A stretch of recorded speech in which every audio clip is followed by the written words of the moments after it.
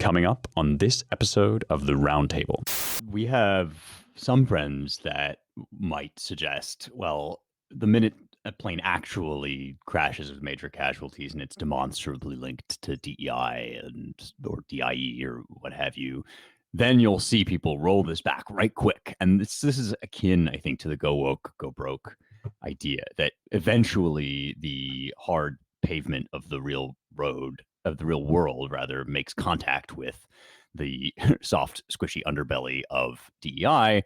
And suddenly we realize, oh, actually, this stuff is not just kind of annoying or stupid or badly argued. It also doesn't work and things fall apart. The center cannot hold, so on and so forth.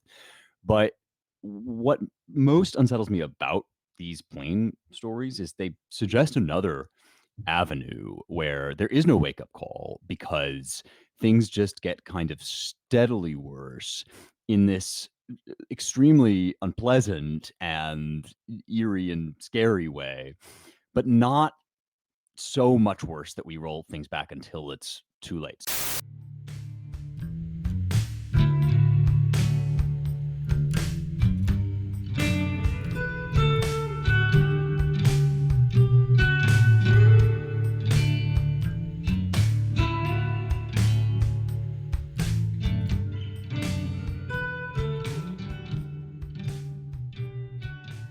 Hello and welcome once again to the Roundtable, your weekly publishers and editors podcast here at the American Mind. I'm your host, Spencer Clavin, features editor of the American Mind and associate editor of the Claremont Review of Books. We are gradually stacking the team back up. It's like we're building slowly, returning to full power after the holiday vacation. Last week it was just me and Seth. Now, Ryan is still traveling, but it's me, Seth Barron, managing editor, and James Poulos, editor of the whole shebang. So we've got a few things, actually a range of topics to discuss, each one weirder than the last, I think, although maybe the weirdest. Maybe we'll start with the weirdest instead. I want to talk about this woke plane crash, if indeed that's what it is. Alaska Airlines Flight 1282 made an emergency landing recently after a section of the aircraft ripped off in midair, leaving a hole in the plane. I am reading from the Wall Street Journal. This plane was at 16,000 feet. It sounds like something out of a movie or a nightmare or both, but apparently, not only did this happen, but it's possible it will happen again if the situation is not rectified. United Airlines and Alaska Airlines both conducted investigations on other Boeing aircrafts on the 737 MAX, and it looks like 9 of those jets that were inspected had loose parts. I'm not totally sure what the details on those loose parts are, but it doesn't sound good. It's not what you want to hear. There has been much discussion in the wake of this event about what it may signify. Some people feel and have felt for a while that the COVID lag never really got rectified. We never really built back up after COVID, and that the layoffs and the firings on account of the vax and all sorts of attrition and money lost during COVID have caused an enormous gap in our airline infrastructure. Others, such as James Lindsay, have been investigating Boeing's DEI policies, which seem to have been ratcheted up in the past year to include such things as weighting diversity and inclusion and so forth in the adjudication of promotions and bonuses, and perhaps even weighting those things over such other minor passing concerns as safety and not falling apart mid-air. None of this, I think, is known, but it all does paint an interesting picture, and it's something that people have been talking about for some time. It's now very much front and center of the Twitter sphere and the news to some extent, since the Wall Street Journal is covering it. But there have been crashes and near misses and all sorts of other things that people have been talking about for a while. Revolver ran a piece in 2023 last year about some of these issues, conducted some of its own investigations, didn't like what they found. What do you guys think? I mean, it would seem apparent that there's some mixture, some blend of our current dysfunctions is at work here. Is it possible to get to the bottom of it? Do we know what is going on, and is there anything to be done? Well, it's the meme that no one saw coming except our friends, I guess. I mean, sometimes it really feels that way. For months, many months, sometime early to mid last year, our own Mike Anton began to sound the alarm privately that this plane thing was probably going to be a problem. There's been a string of near misses, explosions, parts failures, missing parts. That has, the drumbeat has just been building steadily, and Mike was very early to that party, a party which I wish none of us would have to be a part of. Fast forward to now, and it was hours ago, I think, as of taping, when Elon Musk himself jumped into someone's replies on X and said the following: "It will take an airplane crashing and killing hundreds of people for them to change this crazy policy of DIE." Yes, he called it DIE. So look, I mean, I think this is all unfolding against a very discouraging strategic backdrop for the old US of A. I've said it before, I'll say it again, I'm sure, in a sense, I'm glad it's not my job to have to figure out how to reorient and adjust America's strategic position under the kind of pressure that it is under. So I do have a kernel of sympathy for the folks in the Biden administration who are stuck with this job. On the other hand, like, they stuck themselves with this job.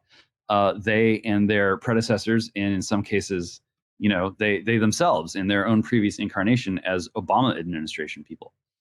There's been some chatter recently about Joe Biden being a basement president, as he was a basement candidate. And lest we forget, Barack Obama himself joked on his way out the door, or allegedly out the door of the White House, that he wouldn't mind having a third term where it was basically a basement presidency and some other person had to do all the public stuff.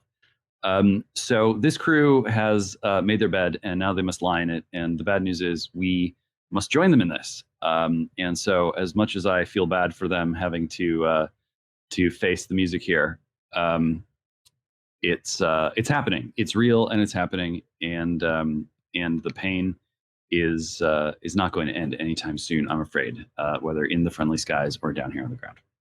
Yeah, we have some friends that might suggest, well, the minute a plane actually crashes with major casualties and it's demonstrably linked to DEI or DIE or what have you, then you'll see people roll this back right quick. And this is akin, I think, to the go woke, go broke idea that eventually the hard pavement of the real road, of the real world, rather, makes contact with the soft, squishy underbelly of DEI.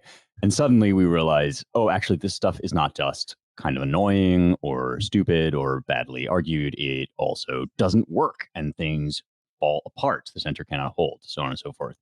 But what most unsettles me about these plane stories is they suggest another avenue where there is no wake-up call, because things just get kind of steadily worse in this extremely unpleasant and eerie and scary way, but not so much worse that we roll things back until it's too late. So, I'm not, I guess, usually the doomer on the podcast, but let me just lay out a disaster scenario here.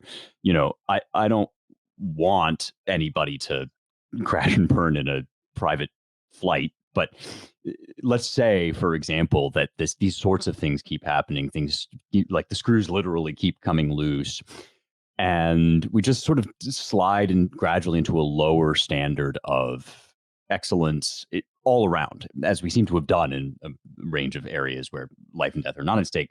And then we end up in some sort of major conflict, one of the many now hot wars in other parts of the world, blows up into a conflagration that ends up with us actively involved more directly and officially than we are. It's like, okay, now all of a sudden there's not time to roll back DEI before you DIE. Like that seems like a plausible worst case scenario here, and a good argument, I think, for Rufo maximalism, for continuing to just hammer home how bad this stuff is for everything it touches. Isn't it Trump who said everything woke goes to shit? That should probably be a major feature of his campaign if indeed he gets the nomination. But who am I to tell him what to do? Well, I mean, it's the old question of like, as Christopher Caldwell, I just think so brilliantly put it in his book, the age of what is it? Entitlement. Called? Entitlement. Actually, he may have said this before that, but what he said was, at first, you can't get rid of affirmative action because the beneficiaries are so weak. And later, you can't get rid of it because the beneficiaries are too strong. What kind of system that permits DEI to reign as like a compelling process is simultaneously going to allow people to criticize it and claim that it causes death? I mean, all people will say is like, okay, one thing, it's unfair to blame DEI for planes falling out of the sky, and they'll just say it's racist, and they'll say we haven't done enough of it. I mean, everything about DEI is so manifestly a lie, and so blatantly so. I mean, the idea, even just like the idea, diversity is our greatest strength. I mean, in what sense is that possibly true? There's no sense in which it's true. They'll say, oh, yes, but you get so many different points of view that otherwise you wouldn't have thought of. Well, for building bridges and stuff, I don't even know if does that really matter? You want like a range of opinions about basic physics? Probably not. Right. So I don't think that any of that is going to affect anything. They'll just say, well, we don't have enough black pilots. We don't have enough black engineers. We don't have, I mean, look at the government is suing Elon Musk because SpaceX doesn't hire enough illegal immigrants or, asylum seekers or whatever they want to call them. Right. It's like, oh, okay. Are a lot of them, astrophysics people or something? I mean, my understanding was the first couple major crashes for this plane, the Max 9, were like the Ethiopia Airlines, but those were I think those were mostly software related. Like the plane took over because it thought that the pilot's ascent was too steep or something like that, and just forced it into a dive. But this, mechanical failures, it seems pretty bad. I know the whole thing seems like kind of a disaster, dumpster fire. But you're right, parts falling off. That's a whole new level of third world hours. I feel it just makes you feel like you're not in some major airlines jet. You're in like a rickety seaplane off the Maldives or something, and you're trying to survive. Yeah, I mean, planes are routinely 30 or 40 years old, right? Mm-hmm. They get rehabbed, but these are all like brand new planes. They're only a couple years old. So, right. It's way worse than if they were these like ancient steamers. Those are probably better. I mean, in that sense, this can be filed under all those Reddit threads where people say like, I have a lawnmower that I bought 25 years ago and it works fine. And my son just bought one new from Home Depot and it's immediately broken. That just seems to happen now. I mean, vacuum cleaners, just all sorts of consumer goods, cheaper, don't last as long. Hey, I've got a question that's related to this for you guys. I think I want to do a feature about this. So in some sense, I guess I'm just like brainstorming in advance on air. But on the one hand, it seems like wokeness and under the heading of wokeness, a lot of other cultural issues have kind of receded to the background in 2024 as the presidential election looms 10 months from now. Like, this is kind of part, I think, of the failure of the Ron DeSantis campaign to date, is that the trans situation just didn't quite land in the same way that he thought it would, or that it did in Florida. And we've got this big Claudine Gay scandal, but that's also, nobody's really talking about that as a major element in the coming campaigns. And the same can be said of a lot of the sort of sexual politics and even Christian nationalism. I mean, Biden's going to make some noise about theocrats or whatever, but if Trump is in charge, that he's such a weirdo in terms of religion that doesn't land as much. So anyway, all this to say, it has seemed as if signals have been a little scrambled actually on the culture wars, and more traditional bread and butter issues like the economy and foreign policy have sort of taken front and center. But this stuff, I mean, here's culture war issues bleeding right on over into quote unquote the hard sciences and major concerns. Do you guys think that wokeness is going to quote unquote go away as the presidential election looms, or is it just receding into the background of everything so that it becomes kind of a governing operating system? I mean, I never thought that wokeness, like trans stuff, was going to actually dominate the election cycle. Culture war stuff doesn't really work. I mean, I think abortion has kind of riled up the Democrat base.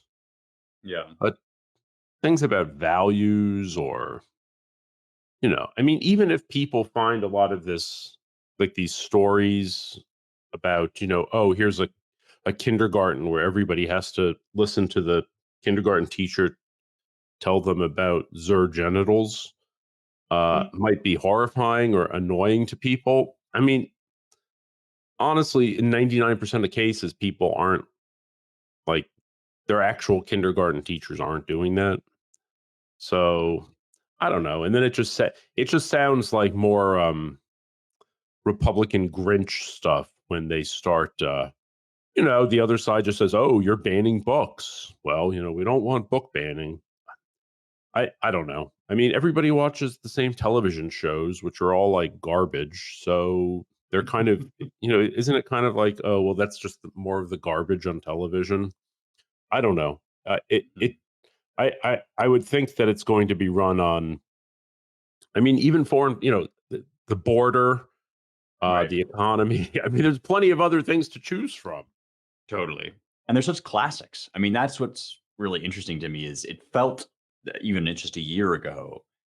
I mean, maybe this is a feature of being terminally online, and certainly, again, the DeSantis campaign has been scored for getting too much in its head about what people say on Twitter. And it turns out once you log off, actually, people care about the same things they always care about. They're not all that interested. And I mean, the Hollywood stuff, the whatever. And I mean, Trump does have, for all of his many other flaws, he has this way of like incorporating cultural and even class techniques and attacks into these more direct and obvious concerns like the border and the wars. I mean, these things, once they come on the scene, they do tend to loom super large, and the cultural issues become sort of subordinate to them. If they affect those other issues, then yeah, we care, but not so much about like whether or not Hollywood is going to make being Jewish a protected category in its Oscar diversity push. Oh, I suppose I have spicy thoughts on this topic, so I'll try to get in and get out before I draw undue attention to myself. America is, I guess, still a predominantly Christian country. And among Christians, it is still some flavor of Protestantism that dominates. And in the way that sometimes there's criticism of so-called grill Americans who just want to be left alone to grill and, enjoy the summer breeze and watch their kids sort of milling around in the backyard and sipping their, you know, non-Bud Light beer, or whatever it is they do. They receive criticism for, wanting to do the kind of normie equivalent of Tim Leary, just like drop out, tune out, and live the suburban American lifestyle. I think that way too many American Christians have adopted a similar attitude of like, leave me alone with my McMansion and my Bible study and my youth groups and my mega churches and just, other people can run the country. Other people can, do the dirty work, do the hard work, do the work that puts you at risk of being spiritually corrupted. And where has that left us? Where that has left us is with a vacuum of spiritual authority over our most powerful technology, over our financial system, over our military-industrial complex, over our entertainment industry. All these things were interlinked during the sort of peak TV when digital technology was just kind of something that only the ultra nerds knew about. And they're even more interlinked now. And so we have this technologized society that is incredibly powerful, and we have really runaway technological advancement. By which I mean, most people who support technological advancement support it for its own sake. There's no problem, just like Bill Clinton said, there's nothing wrong with America that can't be fixed with what's right with America. There's that attitude among technology. And why is that happening? Why are people worshiping technology? Well, it's because there is this sort of spiritual vacuum. I've talked about having conversations with friends on the ground in Israel who I asked them, there's many sort of different flavors of Judaism at this point. Is there any attempt to kind of get everyone together and say, what is our theological conclusion about how to approach technology? And the answer was, no, that's not really happening. You see the Vatican sort of trying to do this stuff, but a lot of people are flat-footed, and arguably none more so than the majority sect of Christians in America. And I'm not talking about theocracy here. I'm talking about, what is the state of mind? What is the spiritual attitude of the majority of the people in these powerful industries? And it's really lacking. And I think that's really starting to show. And into the void steps wokeness. It's an attitude of, oh, don't worry about the airplanes. We can just turn them into drones. And we'll just have the DEI appointed correct identity standing there welcoming you on board the drone.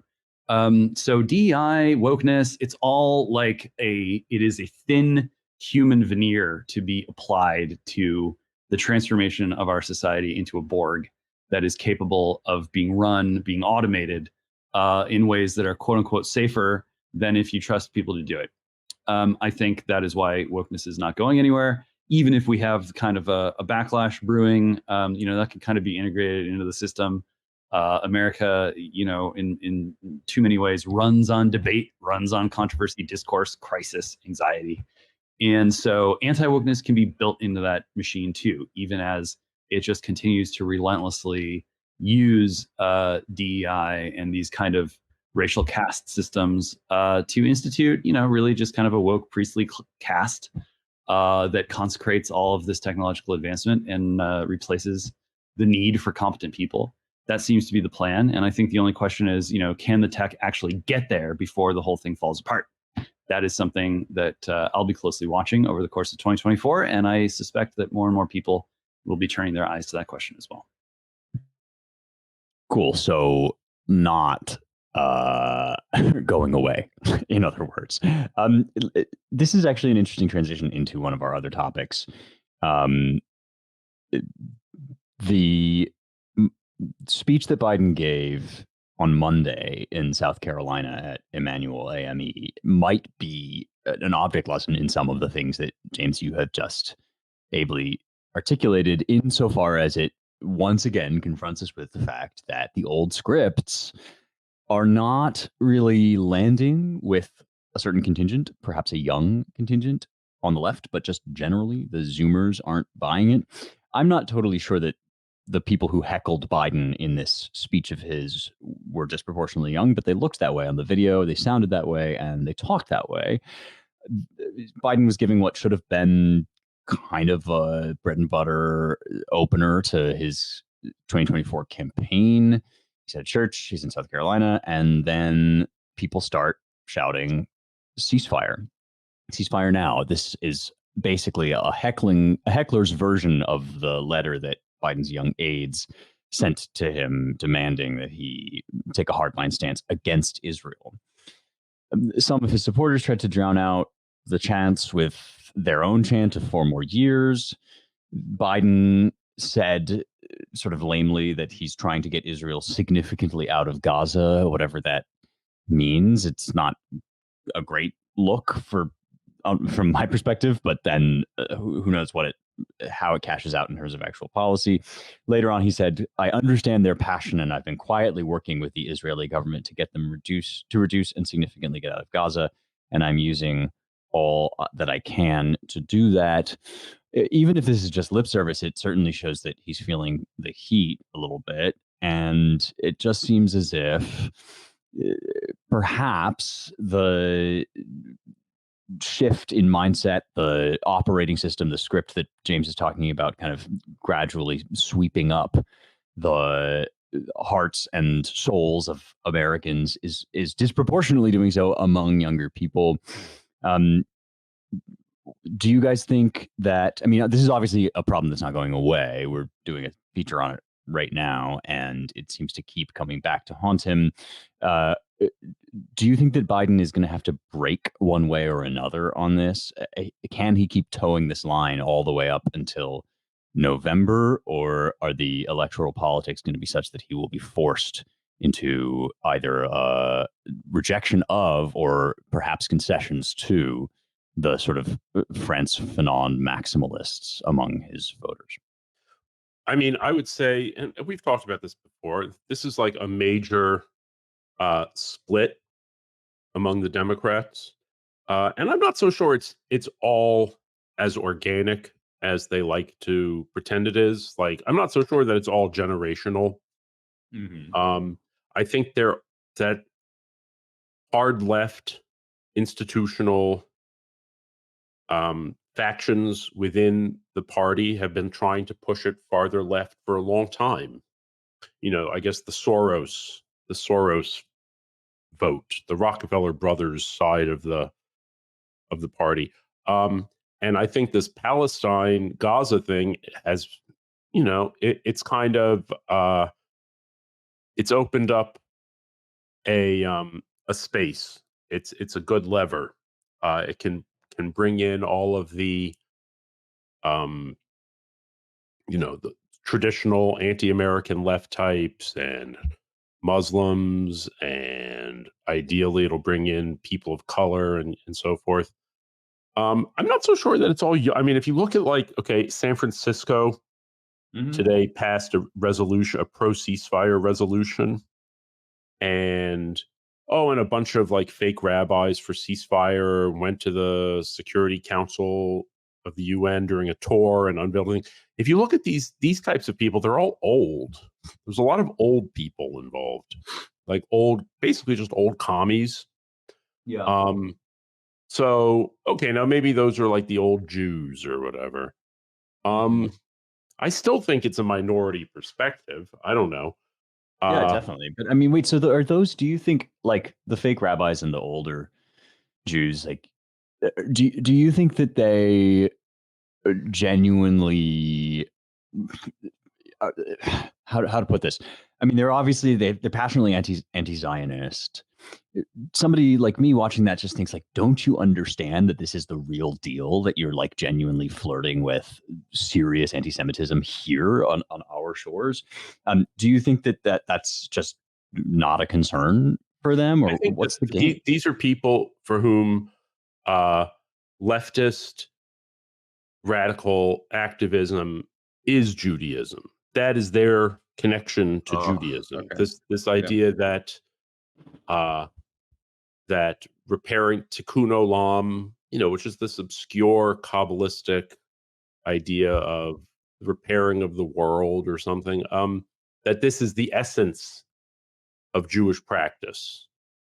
The essence of Jewish practice is and always has been to, organize against charter schools, whatever the latest thing is. And yes, they hate nationalism. They hate Jewish nationalism. I mean, it's just like communism. And they, for some reason, they think that, I mean, I'm obsessed with the whole thing about the fake rabbis. And I don't know if I can just go off on a tiny tangent about this. You see all these things, like there's this group, Rabbis Against Ceasefire. Did I talk about this already? Nope. And nope, please do.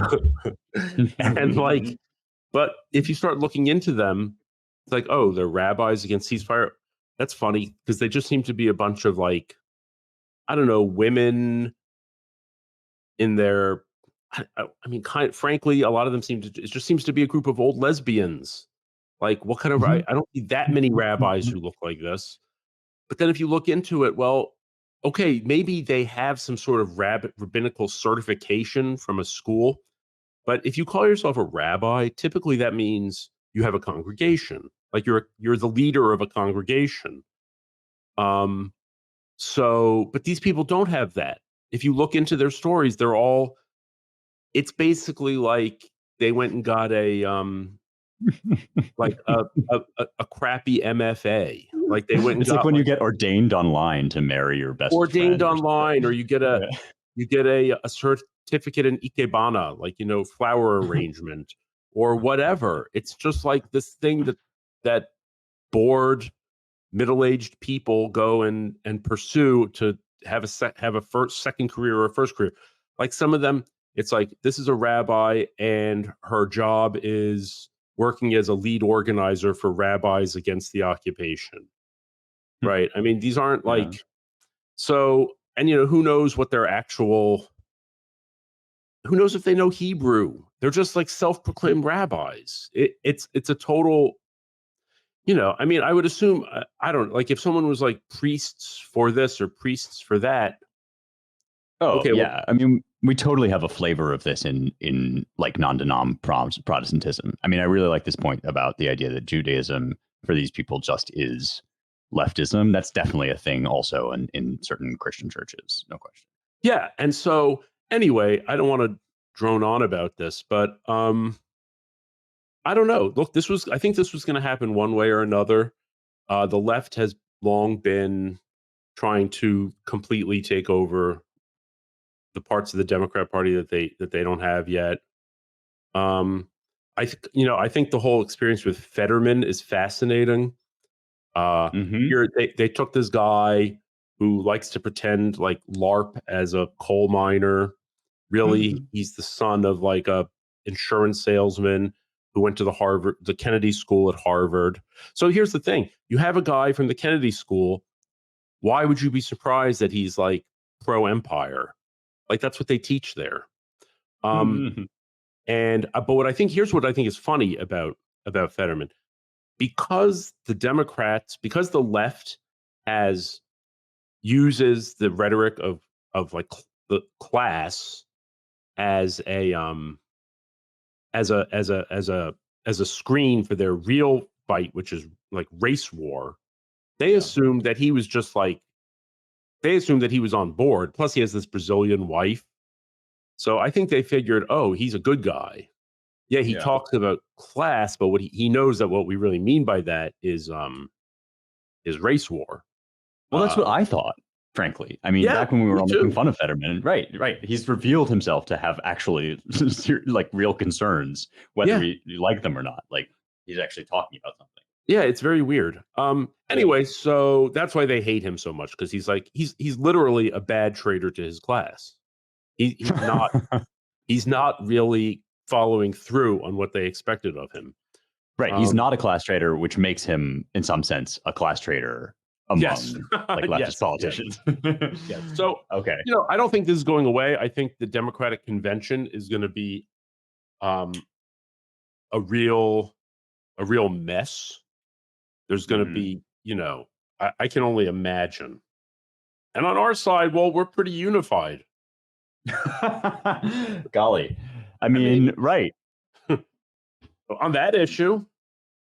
I mean, certainly on that question. I mean, with the exception of some kind of mouth breathers online. I mean, sorry if this is offensive. I don't actually care if this is offensive to any of our listeners.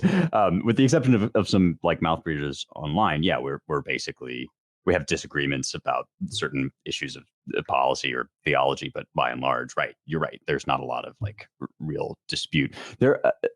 I wonder whether you guys think like the general Republican race is actually shaping up to be more, whether you like the results or not, whether it's shaping up to be a little bit more coherent than the Democrat side, like to a degree. Both the right and the left are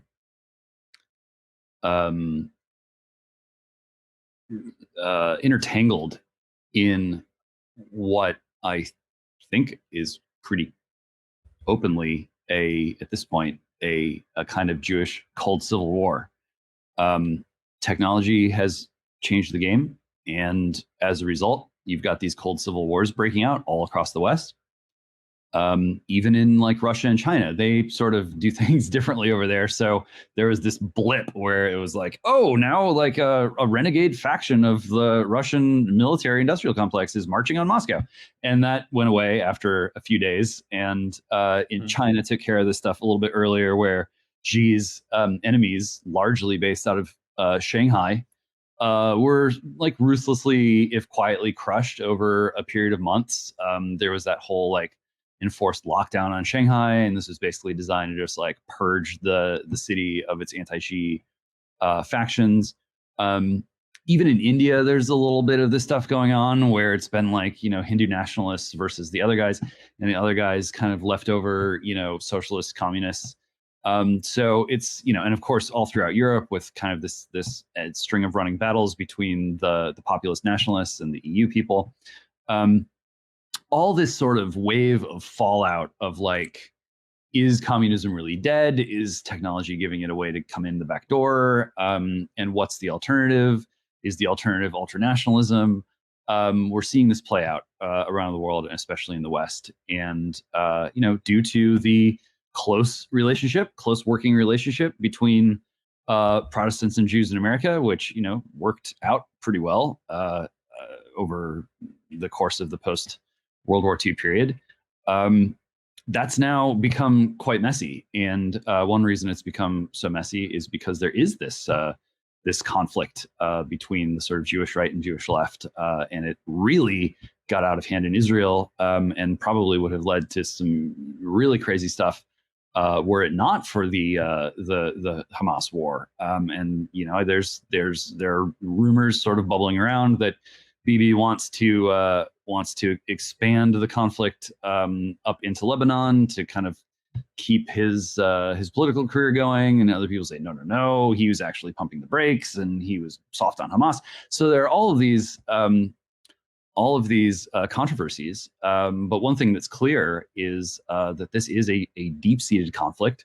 I think there is a sense in Israel that it might be for all the marbles. There was a real sort of panic on the left in Israel when it seemed like the Supreme Court might lose its ability to just wave their magic wand whenever they wanted and invalidate or nullify legislation or executive action. Anyway, all this stuff is obviously logically bleeding over into U.S. policy. I mean, Ron DeSantis has been very black and white on this, even to the point of announcing just this week, DEI people, anti-Semitic. That's why we're going to make it easier for Jews to come to Florida and get an education. So it's a porous border here, technologically, politically, spiritually. and I don't think that that's going to sort of ebb back across the Atlantic anytime soon. So you've got folks on the right and the left who are pulled into this, and within both the right and the left, you have relatively more skeptical versus not so skeptical factions about the whole thing. And it's really going to be a sort of interesting, wherever you come down, to see how this struggle is kind of processed on the right and on the left. And then in kind of this mushy middle, Elon Musk is having to do his own kind of weird like dowsing to figure out where the landmines are and what room he has for maneuver to carve out the kind of reasonable center as his base of power. And it's been, it's been messy, but he seems to be on the whole succeeding. And so this is going to be a crazy space, and I'm sure there are going to be a lot of surprises in store. This is, this is really uncharted waters for Israel, for Jews in the U.S. and abroad, and really, I think, for both U.S. political parties. Yeah, that's a really interesting way of looking at it, as this sort of one symptom of an ongoing kind of a cold civil war, I think you said. Maybe what we really need to navigate these various different shifting camps is like a network of underground tunnels. I don't know. Somebody should build one. Never mind. Okay, let's talk about something else before I start getting too referential. The effort to exclude Donald Trump from first the primary and then presumably the general ballot in Colorado and in Maine now has an answering corresponding reply coming from the right. The major development in this is that Ron DeSantis has himself said his team is looking at ways to get Biden kicked off the Florida ballot. He says recently in Iowa, he said, I do think the U.S. Supreme Court is going to have to take the case. I do think they're going to have to rein this in, because I just think if you look at it, it just becomes too different. But he's looking at ways to have Biden stricken from the ballot over the, quote, invasion of 8 million illegal immigrants, the erasure of the southern border. But he was not the first to talk about this, as he acknowledged there are a bunch of states where various different officials are making noise on the subject. Missouri Secretary of State Jay Ashcroft has made moves, or suggested he might make moves, to have Biden removed. Texas Lieutenant Governor Dan Patrick, various lawmakers in Arizona, Georgia, Pennsylvania. This was always going to happen. We talked about it back when Colorado first passed down its decision. Kind of inevitable. And even if you disagree with the reading, as I suspect that most of us do, of the 14th Amendment, that the president is subject to this Civil War era clause that enables those who have participated in insurrection to be stricken from, or barred from, holding public office. There's a very significant case that the president wasn't supposed to be included in that for this exact reason, because as DeSantis is indicating, of course, it's going to immediately become a political football. DeSantis himself says he doesn't think that the idea of striking people from the ballot is itself any good, but he's aiming at the Supreme Court, it looks like, kind of got his eye on the eventual Supreme Court case, and wants to play up the absurdity of this, maybe even get I suspect the ideal here is a unanimous decision against striking people from the presidential ballot, just for constitutional health. So I guess let's start here. There's sort of cautious response to this, which says, no, don't do this. Don't make it worse. This is already a terrible move. And since it was a terrible move when they did it, it's a bad move when we do it. There's another response that says, actually, this is the responsible thing to do, because first of all, you have to fight back. And second of all, this is going to emphasize the absurdity of the situation and illustrate why you can't kick presidential candidates off of ballots and what inevitably is bound to happen when you do. What do you guys think? Good move? Bad move? Should DeSantis go forward with it? Yeah, I mean, it's like the necessary move, I think. I mean, you can't fight fire with sour cream, basically. If they're going to do this type of thing, I mean, I still don't understand why George Santos was kicked out of Congress and Bob Menendez is still sitting there in the Senate. There's no reason why the Republicans should let the Democrats pretend that they have the upper hand morally on these questions, and then say, well, we're really going to have the upper hand morally by letting them destroy us. Yeah, I mean, maybe the ultimate thing would be for all the red states to strike Biden off the ballot, all the blue states to strike Trump off the ballot, and then that'll sort of simplify all the ad buys for the campaign. They can just really focus on 5 or 6 purple states that won't agree who should be kicked off the ballot. And although that would kind of screw up the electoral vote, wouldn't it? Because you actually still have to have 270 votes, and it would be impossible to get them. Yeah, it seems like a real mess. I think the Supreme Court is going to say that, no, you can't just kick people off the ballot for no good reason. But look, I think it would be great if DeSantis did that. I think it'd be great if he got kicked off the ballot in Texas, wherever. Sure, let's do it.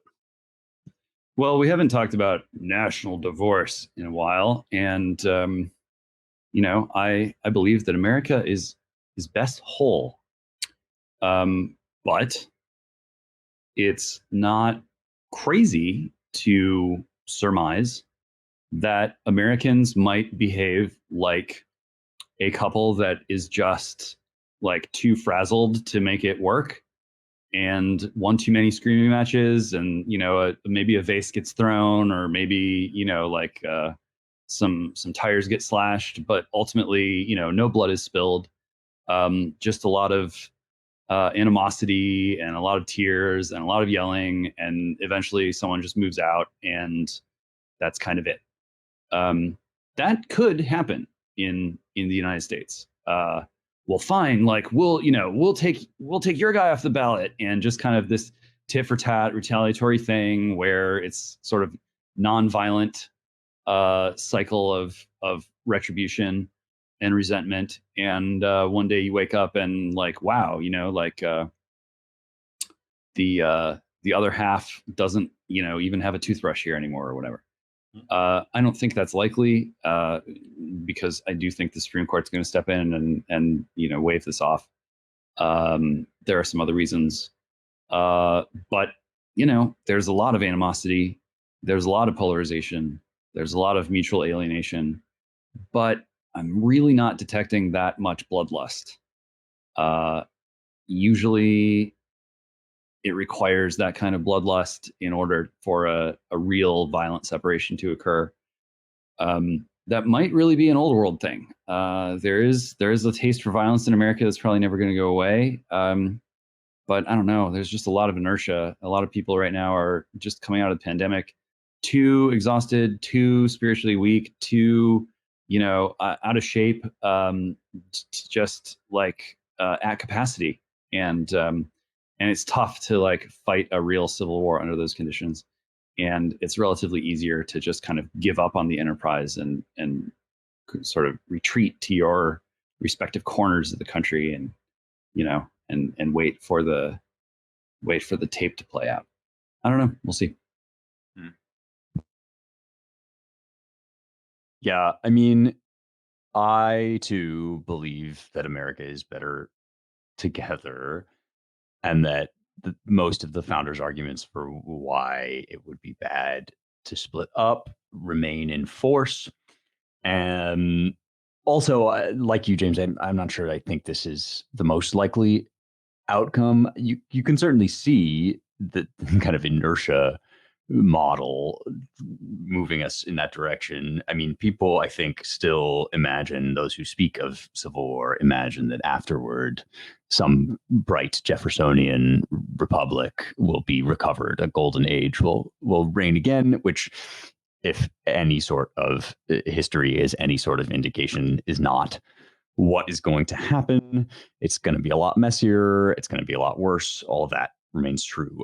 On this, though, I'm very pro moving to take Biden off. I just think that's a smart move all around. I especially think it's good for the Supreme Court, and I'm not the first person to come up with this idea. It's good for the Supreme Court to be deciding not about whether Trump should be kicked off, but about whether you can kick presidents off the ballot, and as Seth said, for no reason and arbitrarily at any given moment. I think that's just better for the health of the country as a whole. And if indeed you agree with us that we should probably remain in relatively whole relative to the other options, yeah, it's better for the Supreme Court to be making this decision about the principle more generally and in an obvious public way that makes it less possible for the left to respond, well, this is just a Trump appointed court and so on and so forth. Do you think there's any possibility of a unanimous decision here, you guys? I mean, people have been saying it would be great if there could be like a moderate decision that was signed on moderately by everybody. With Ketanji Brown Jackson on the bench, is there any hope of that, or is that just a pipe dream? Well, I don't know. It would be nice, I think, if it was a unanimous decision. But for some reason, this is what like the right has been saying all along. Like, oh, there's going to be a unanimous decision on this. But yeah, maybe it'll be unanimous the other way. I don't know. Well, probably. Probably not. Authored by Neil Gorsuch, authors the lead opinion on kicking Trump off of the yeah, probably not. I mean, I like this argument that, like, well, Clarence Thomas has to recuse himself. Yeah. And then I guess by extending that logic, all three of Trump's nominees have to recuse themselves. And then it'll just be 3-2. And if Roberts and Alito can't convince one of the other ones, well, I guess what kind of jurists are they? No, I don't know. Ideally, they would say 9-0. Yeah, you got to put them back on the ballot. But God, who knows? Yeah, who indeed? I mean, that's a really interesting point, just generally though, about the Clarence Thomas thing. That really the end game there is to delegitimize anybody that was appointed by Trump, which effectively is already the position of many major figures in the Democrat Party, that these guys should never have been elevated to their position to begin with, and Trump should have waited for like 3 years or whatever. Yeah, I guess we will see. I guess we will find out. There's certainly bound to be major crises of structural constitution level issues that come to a head this year. Something tells me that this is not one of them. It's just too wackadoodle. The original case, the Colorado situation, is too obviously absurd. And the court has been too solid recently, broadly speaking, not to deliver, I think, the right decision here. But man plans, God laughs, man predicts, and God, I don't know, casts him into Hades. I have no idea what's going to happen, but I suspect this is going to be resolved by the courts. And I definitely do think that DeSantis or somebody should move to take him off in Florida, just so that it's a clearer cut case and more obviously sort of structural and constitutional. All right. With that, it is time for us to remind you to read the damn site. We have a website. It's called AmericanMind.org. We do not just make podcasts. We also publish essays. And they're good essays, in my opinion, in our opinion. That's why we publish them. We like to pick a few each week to recommend specifically to you. And I am going to go first this week with a piece called The Anti-Boomers by Isaac Simpson. You can find this on the front page of the site. It's part of a growing feature called The Revolt of the Kids, based on this question of generational divides on the left in various domains. This one is about online culture, internet culture. Simpson is he's a former ad exec, I guess, founder and creative director of WILL and writer host of The Carousel on Substack is his bio. I think he still works on branding stuff, but used to do so in a more kind of corporate capacity. And many of his pieces will bring forward sort of revealing anecdotes about that world. This is one of them. It begins with a story about trying to create an ad campaign for Zoomers, but sell the ad campaign to boomer buyers. And this kind of shows the extent to which the whole, not just, I mean, mindset is too weak a word here. The whole kind of thought patterning of the boomer corporate world is totally ill-equipped to encounter people who scroll. PWS, the scrolling individuals have a separate way of engaging with the world, spend much of their time in a kind of diaphanous cognitive space where things make perfect sense, that then once you pull your head up and take out the matrix jack from the back of your neck, you suddenly realize like you can't explain any of it, and you become mutually unintelligible to one another. It's a really smart piece psychologically, and also backed up with all sorts of cultural examples. It's also a great place to learn some new words, including nystagmic. I think that's how you say it, nystagmic, which is a way that your eyes can become locked into rapid and uncontrollable motion, I guess, through excessive scrolling, among other things. Anyway, it's a great piece. It's called The Anti-Boomers. It's by Isaac Simpson. Go check it out. Seth, what do you got? I like this piece by a fellow named Chase Spears, who's a retired military guy, and he's been writing for us about the military. And he has this piece, Defense Secretary Lloyd Austin must go. Now, there's been a bunch of stuff about Lloyd Austin, but I guess I didn't know anything about Lloyd Austin. In fact, I hadn't really. For a Secretary of Defense, he seems to be a little. Seems to fly under the radar a bit. Well, certainly in this latest episode, we certainly haven't been hearing from him. Yeah, like he disappeared for a few weeks. He apparently didn't even tell the president that he was going to get surgery and just sort of taking off.